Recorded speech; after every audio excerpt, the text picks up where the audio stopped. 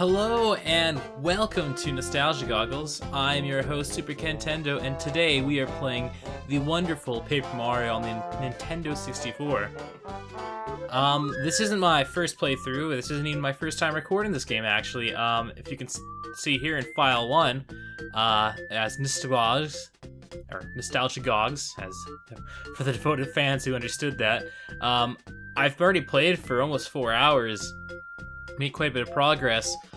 Unfortunately, my capture software is a piece of shit, and I lost the first hour of gameplay. Or, not quite an hour, but roughly about until the first little boss fight. So, tonight, I will, create a new file, and we will I'll play at least up till, where I lost, and this one will be called I Done Goofed. Because I done goofed.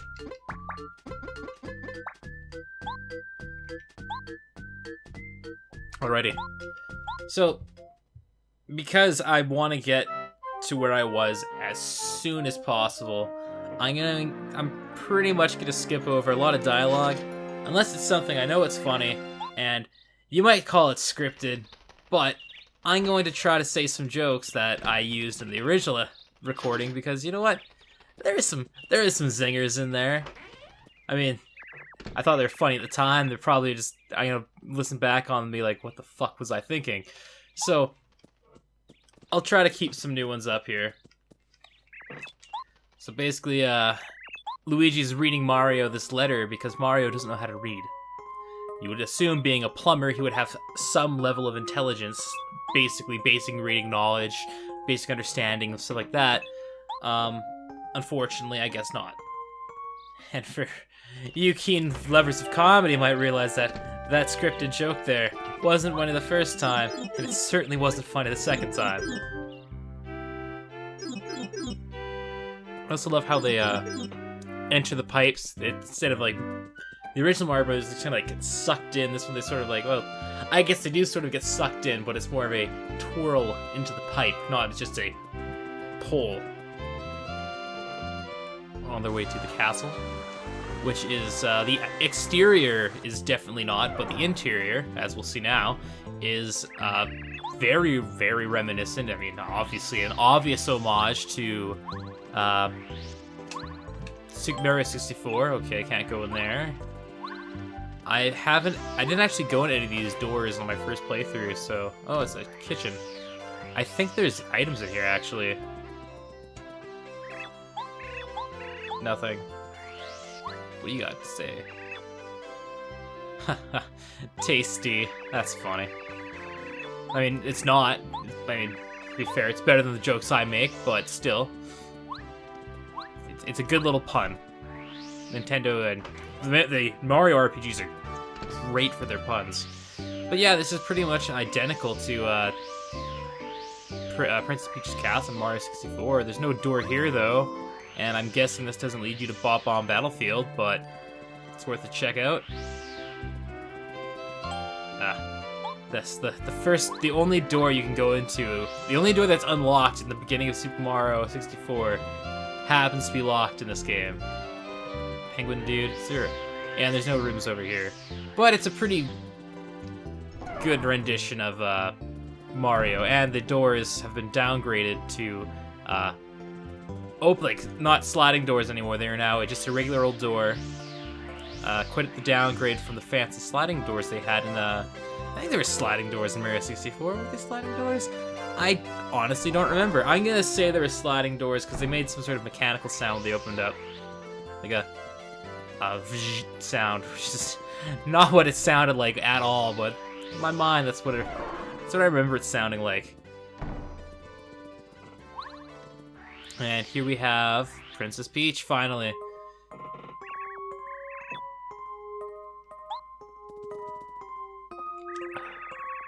She's basically just happy Mario's here. And she's saying, oh, let's just relax up here without all the guests so we can, exclamation mark. They can go all Metal Gear Solid, which most characters do in this game. And what's this? What's happening? What could be happening at Peach's castle? What could possibly... Oh, of course, Bowser. It's Bowser. And his clown car, which I remember I made the joke about how the car flies. The castle is propulsioned up, but it must be by clown car power because just Bowser. I don't think Bowser's clown car has anything underneath it, but actually, I'm pretty sure it has a small propeller. And that one has, if you want to call it a propeller, the giant thing with spikes underneath it swinging, or spinning, sorry. It's possibly the propulsion device. Ah, it's still daytime, isn't it? But it can't see the stars outside. So, Bowser's castle has lifted them so high up, they are now away from the curvature of the Earth, and they can see the stars. I don't know if that's the stratosphere or whatever that is, but that is fucking high. And the air should be so thin they should not be able to breathe much at all. Totally putting a damper on sex, because everyone knows your blood pressure and everything would be just totally fucked.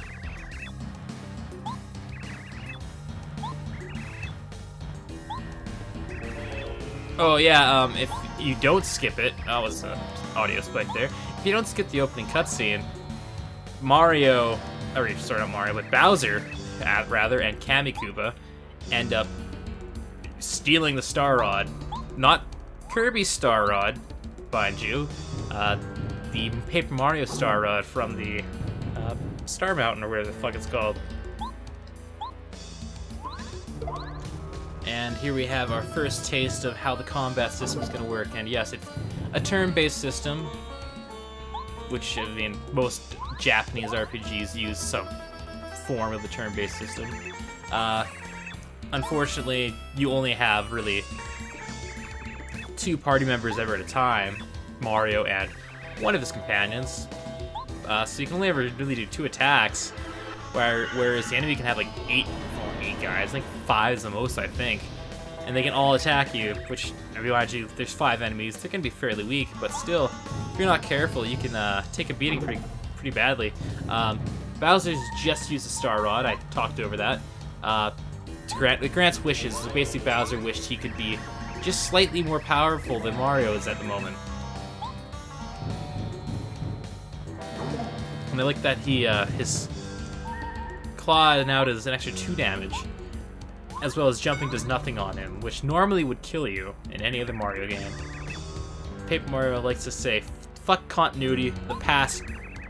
What did this game come out? 2000? 15? Is that 15 years? Yeah, the past 15 years of continuity, just fuck it. And doing our own shit now. Also, why did Bowser just do that flame attack from the start? He should have burst through the window, turned around, and blew flames at Mario, incinerating him instantly. And it would have just been like, well, that's how it happens, I guess.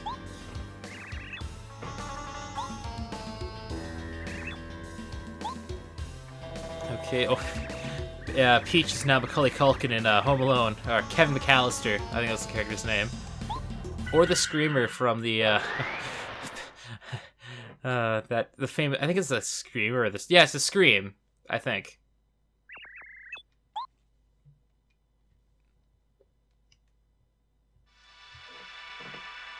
Alrighty, once again, the paper in the game, that idea of paper isn't just an art style, it is a actual physical property of the characters in the game.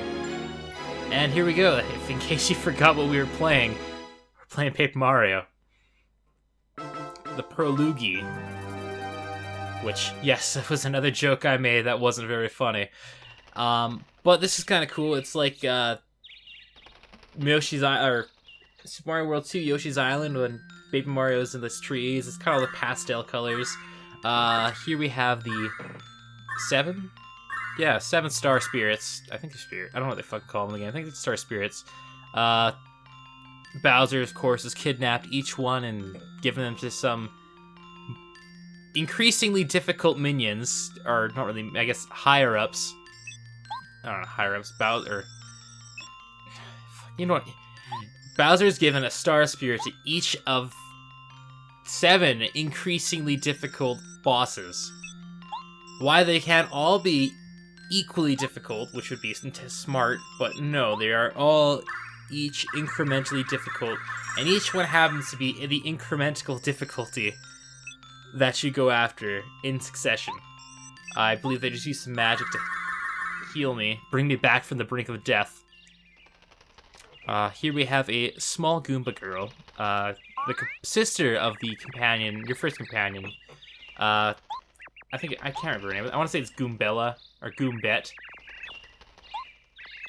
Which, as a young Goomba girl should know, that Mario, it's not a good person to be around. You would assume that based off instinct alone, if he were to wake up now, she would be mush under his boots. In any other Mario game, they just jump right on her. Like, that's what's kind of cool about the Paper Mario games is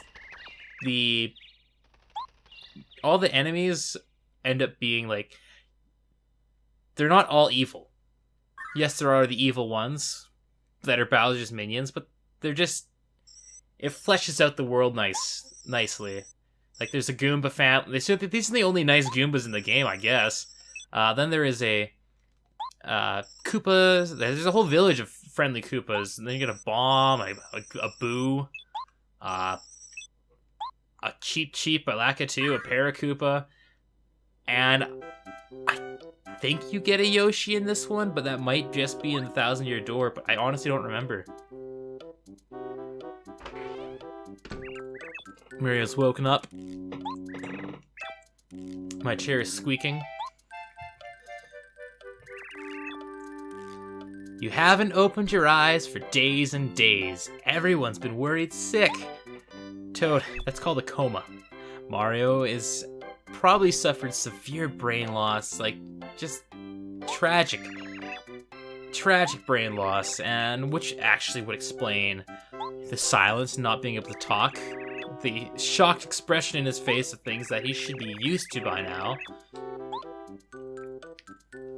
and the hallucination of star people in the sky.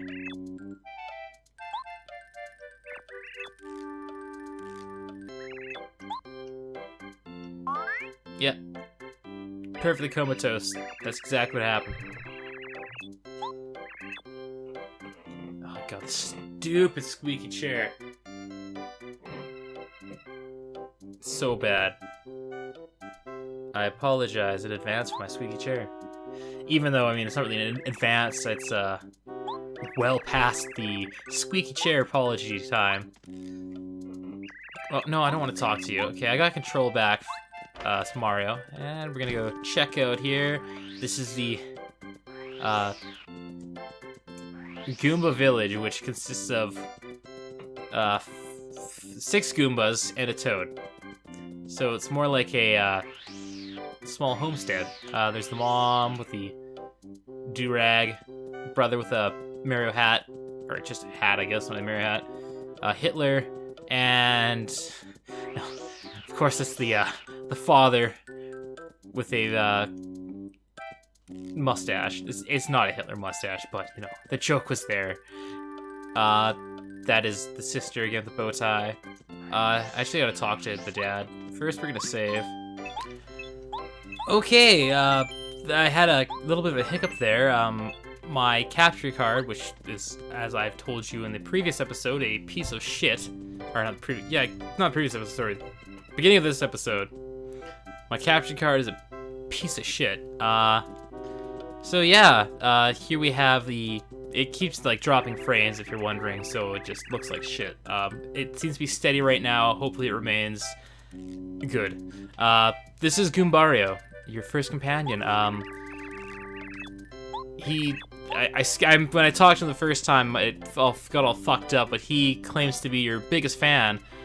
So either he named himself Goombario and everyone just calls him that, or in a cruel, sick, weird way, his parents named him Goombario, naming him after a mass-murdering monster of their kind. Like, Mario's killed thousands of Goombas, thousands of them. But this Goomba family's just like, well, you know, let's just name our kid after this mass murderer. It just doesn't make any sense. This is Goomba with his little green fez. I don't know why they gave him a green fez. I am assuming it's a fez. It is a very fez-like hat. So why green? Why not, like, some other... Why not red, the color of fezzes? So people go, oh, hey, look at that old man's wearing a fez, not, what the fuck's on that Goomba's head? Is it a small bucket? That's what it looks like. Okay, the gate is now fixed, so we can leave now, and hopefully nothing bad will ever happen.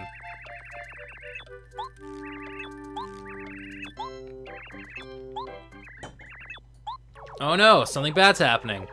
Whatever. Why? What a sticky situation this sure turned into.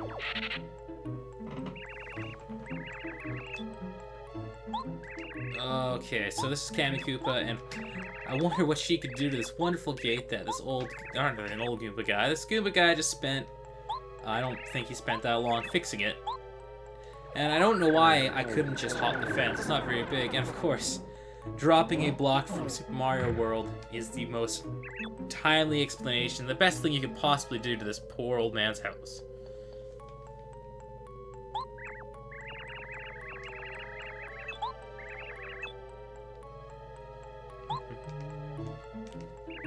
Okay, so now I have to go and get the. That was a rude thing to do, Kammy Koopa. That fiend. Now I gotta go find the grandpa, which I'm sure the patio deck that he was working on is going to be standing in the exact same spot. With nothing wrong. It's gonna be right there. We're just gonna spin dash to the door, open the door, and be standing on nothing. Of course. Once again, that joke brought to you by old past Kenny, who thought those jokes were funny. And the new, in a fresh mind, now realizing those are not funny at all. They suck. Alrighty, so this is the deck in the background there, and again, another Super Mario World block, which I can't break, of course, unless I had a hammer, which we will get next time on Nostalgia Goggles.